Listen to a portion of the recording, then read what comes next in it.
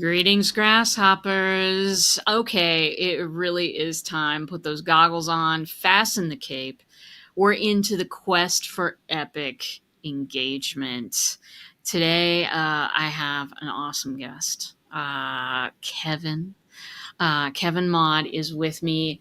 I met Kevin long ago in some networking event, I'm absolutely sure. But I was taken with him because he had some really great messages about connecting with your audience and what that really means, not just in the heart side. I'm full. I'd be out hugging a tree if I could. I probably will after the show ends. I'm all about the heart, but there is a side to that also that can help you pick your future directions. And that is called data. Don't be afraid. We're good. Do not be afraid. Data is a signpost that can be really helpful for people like us when we're picking our next direction. So, my friend Kevin, welcome to the show. So glad to have you today. Well, I appreciate being here, and thank you for the kind introduction. It's much appreciated. Any old time. Any old time, my friend. Do you want to, tell the people who you are, what you do, shoe size? It's up to you. Yeah, so I think I wear a size 10 shoe size. So, depending on the model, I will adjust up and down based on that. But yeah, my name's Kevin Maude. I'm based in Seattle, Washington. I'm a partner at a company called Project Bionic. We're a social first digital marketing agency. Our differentiator really is how to connect and bring value to uh, brands by connecting them with audiences. And the way we like to do that is we really like to understand the data behind the tech or the strategies that we're implementing and the tactics used to implement those strategies. So we often say internally that there's a lot of people that can do creative, but we want to lean into the data as much as we can to inform how we create that creative. Exactly. It's because I'm a creative person. I get ideas every 30 seconds. How do I know which one to follow? How do I know which one's going to work to bring in a bit bigger of a crowd than I have right now?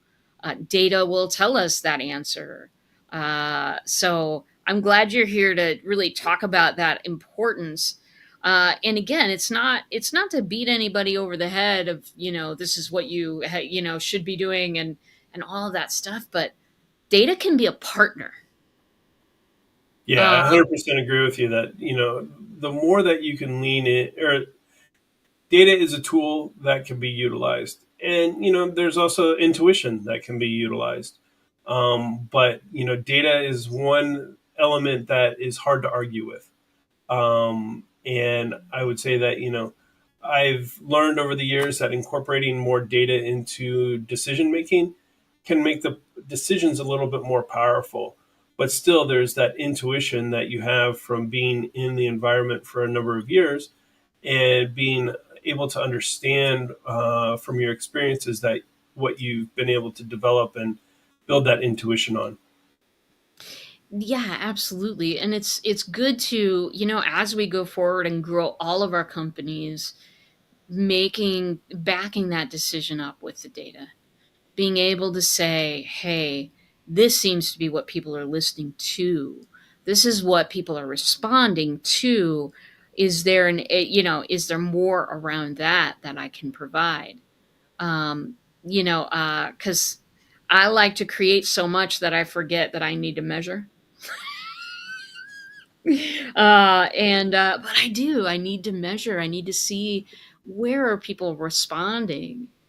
So you said you're a social first digital media company. That phrase caught me. Can you tell me what you mean by that?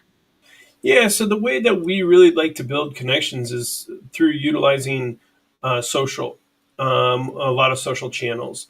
And that could be either through, organic social media, the traditional or kind of a paid media realm in the social environment, or even an owned media channel environment. So we really look at how to make it a social experience, and not just kind of trying to develop a audience by hit or miss. And by that I mean, you could put up a billboard on the highway and hope that somebody sees it and they become an audience member. Whereas you can put up a social post and see that three people commented on it, and now that you can respond with them and engage them in a conversation that can grow and build an audience and a relationship with somebody that knows, likes, and trusts you, and ultimately will likely buy from you. Whereas you put up that billboard, you could have 100,000 people drive by it and never even recognize that that billboard exists. Yeah. Well, and billboards, TV commercials, lots of those different things are sort of interrupting your view, interrupting your life, that type of thing. Whereas social is more of a flow and it's more of a chosen place to be. Do you find that that has a lot of impact versus kind of some of the ways that we've previously done things? I think the ways that we've previously done things have integrated into social.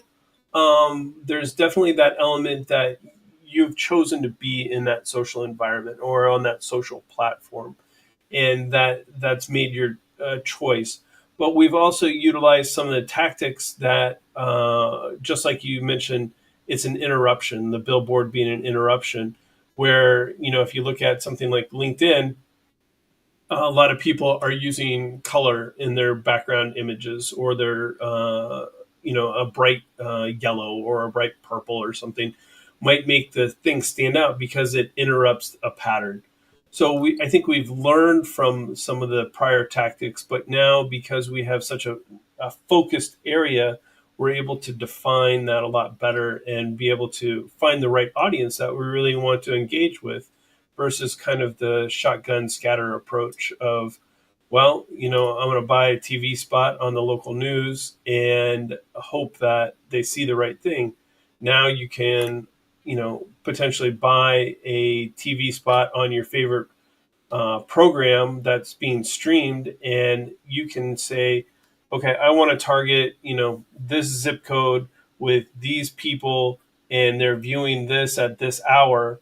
And you can get your message directly in front of who you believe that you are. But then there's also tools like we've been utilizing some that will allow us to identify the actual groups of people that will actually resonate with your content based on their viewing habits. So I think there's a lot of learnings that have been applied into the new social environment. Yeah. Well, my biology teacher used to say, adapt, migrate, or die. Those are the three choices we have in any given situation, and certainly, we've adapted for that social environment. Yeah, that's that's some good learning. Because for me, I'm always trying out everything new. I'm always on the bleeding edge. That edge, I'm on that edge of technology usually, and so let's talk about it. AI. How is that factoring in to everything that you're doing? I mean, the world is about to change again because now, I mean, you won't be able to get another computer or another phone without an AI chip in it. So how is that helping your company to advance and do new things, or are you doing anything with it yet? Yeah, we definitely are utilizing AI. And, the way that we're utilizing AI is that it's helping us make decisions quicker, um, and make better informed decisions. We are definitely exploring, how to utilize it for a creative process, in creating content. Yeah, but right now, I think the biggest benefit that we're seeing is being able to utilize AI to make informed decisions from data. So we're able to feed data in and be able to get an understanding of results out. And that might have taken 2 days to interpret or to analyze a a spreadsheet, and now we can take 2 minutes and ask questions of that spreadsheet and be able to get answers or get informed insights that we might not have thought about. And so I think it removes a little bit of bias in terms of the analytical side of things, but it also expedites decision making and responses.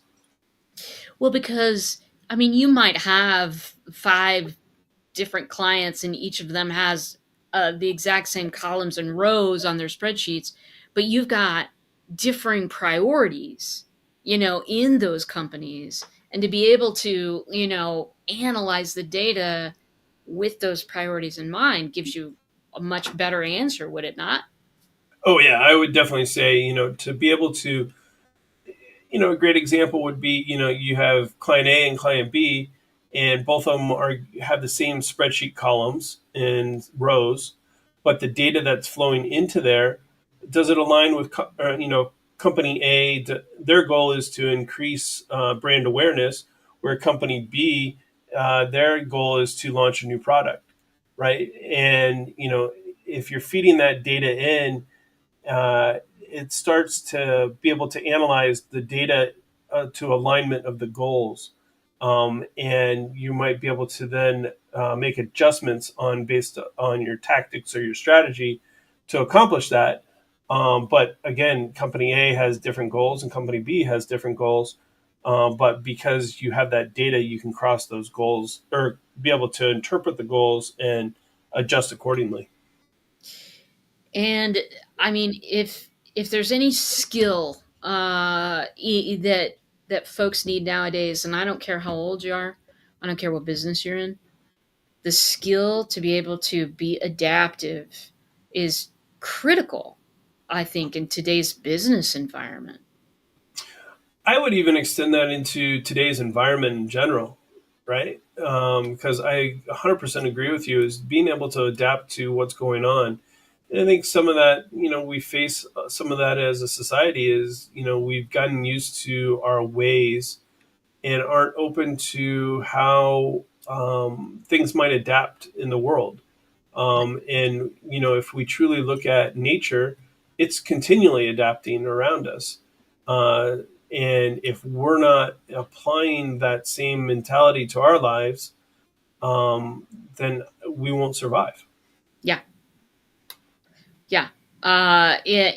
We just won't. I mean, I think there's a lot of being in the AI field. There's a lot of stuff coming. There's a lot of stuff coming, and and how I relate this to the coaches and the entrepreneurs that I work with is, listen, we need to stop shooting in the dark. We need to, because you've probably heard this as well as I have, is that exposure. A lot of people promise you exposure for a certain thing, and it's like entrepreneurs die of exposure every day, is what I like to say. It's not about exposure, it's about connecting with the right people. Yep. And data can help you along that road, and be a partner along that road. Yeah, I would. Yes, 100%. Again, agree with you. And a great example of that is, so many people years ago wanted to create a viral video, and they wanted their video to go viral, and they wanted a million people to see it. And yes, if you're building a brand, that's great, and it gets your message out there. Today, a video could go viral in a matter of moments if it's on the right platform and the right connections. But it gets back to the audience. You have to have the right audience. You have to be able to grow it. You have to be able to expand it. But the question becomes: you can spend $1 million on trying to get a video to go viral, or you can spend $1 million on building an audience. The video going viral will be a flash in the pan compared to the $1 million that you spent to build an audience of 5,000 people that buy from you every month. Yeah. And it doesn't matter if that video has gone viral if there's no results that have come. So you have wasted $1 million or you've spent $1 million, and let's say your product's $20,000. You made back your $1 million in the first month. Yeah. Oh, yeah, that is it's an incredible message. I mean, I would much rather have, 1,000 people who just, love me and are willing to work and roll down this road with me.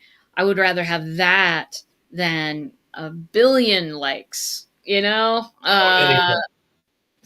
I mean, what used to be kind of ego currency, I mean, that's a and I understand that actually, that does build some of the data that you're talking about. But it is, for me, how many new conversations have I started this week with brand new people? How many relationships have I furthered? And using data to a certain extent to decide which ones. I mean, I know I have in my, I have a Go High Level is what I have everything on. And they've recently, I don't know if you have Go High Level or if you've seen this, but depending on certain factors, like event attendance and replies to your emails and different things, they have a little scoring system that shows you how engaged people are with you. And maybe maybe if you have time to follow up with 5 people only this week, come to these 5 because they're ready to hang out. And data does not have to be scary. no, not at all. I think we were doing a RFP recently, and or actually a couple RFPs recently, and the way we started to look at, we're asked to do an audit on certain social channels, and our first stat that we started to look at on all of our responses was engagement, because Yeah. that's what really matters. Is that if you can build engagement, you're building an audience that is going to know, like, and trust you, and ultimately will buy from you because you're bringing them value and they're bringing you value in the end.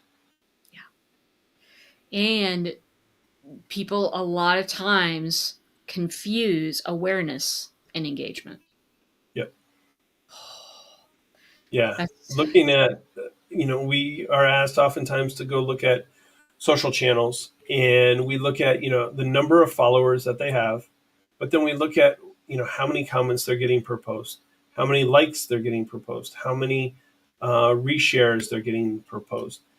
And when we start to see, 100,000 followers, but they get 2 comments or no comments at all on a post, that tells us that that engagement is extremely low. And that's where we need to focus to build that up, because in the end, that will help build the brand awareness, but it'll also help build a value for those customers in the end. And it also gets you to understand who they are. And that's who you really need to start speaking to and designing your creative around. Oh, absolutely. My clients and I spend a lot of time talking about what are the psychographics of your audience. Why do they make the decisions they make? What gives them joy? What makes them giggle? What are they, fighting the pain of in the middle of the night? These are you have to point at the right people. You Yep. have to. Yeah. Um, and data will tell you some of that. Yeah. Yeah, amazing. Uh, I'm excited to hear about your move. I think it's in just the absolute right direction, and the more times people make data accessible and more of a part of the process rather than completely separated from the process, then the more people like me who are a little scared of, I'm scared of columns and rows, man. I'm just gonna admit it to you, Kevin. Uh, like my accountant friend. I've been in business for since 15. My accountant friend finally taught me what are the important lines for me to read on a P&L last week, and So that's how close to the data I am. Uh, but making it accessible for people, making it part of their process is so important with people. What when you're having success with a client, what does that look like for you? What's your favorite story of dealing with working with some of your clients in your new venture? You know, that's a great question. I'm a little bit new into the venture, so I can't say that I've had a lot of uh, great stories there. So I kind of will reminisce back to when I had my video production company that I had for about 20 years. Yeah. Um, we worked with clients from Fortune 100 companies all the way down to startups. And what really I liked about, or what really brought me to liking working with clients is they walked into my office and they had a smile on their face and they were excited to start into a process and start into a project.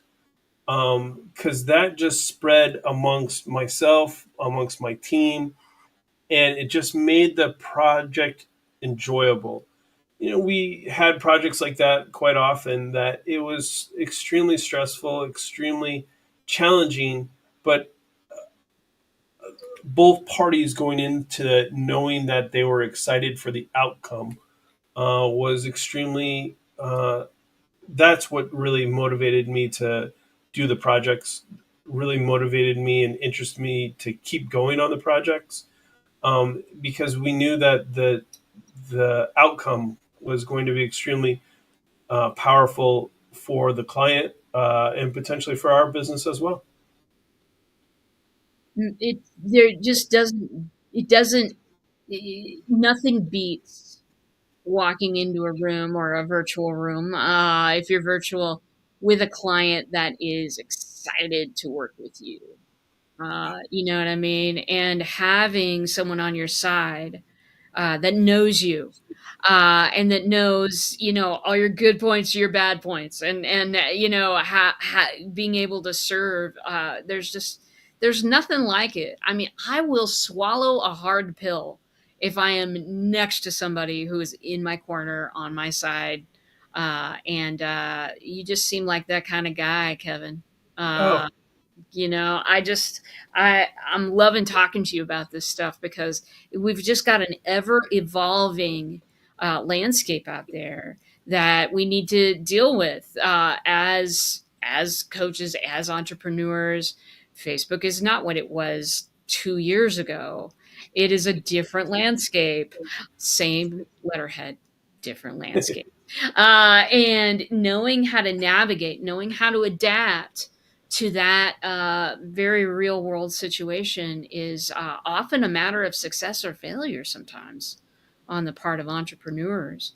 What do you like? Do you have any final words of wisdom to somebody who is just starting to go, okay, I think I can start taking a look at my data now. What should they do first, or what's your greatest words of wisdom?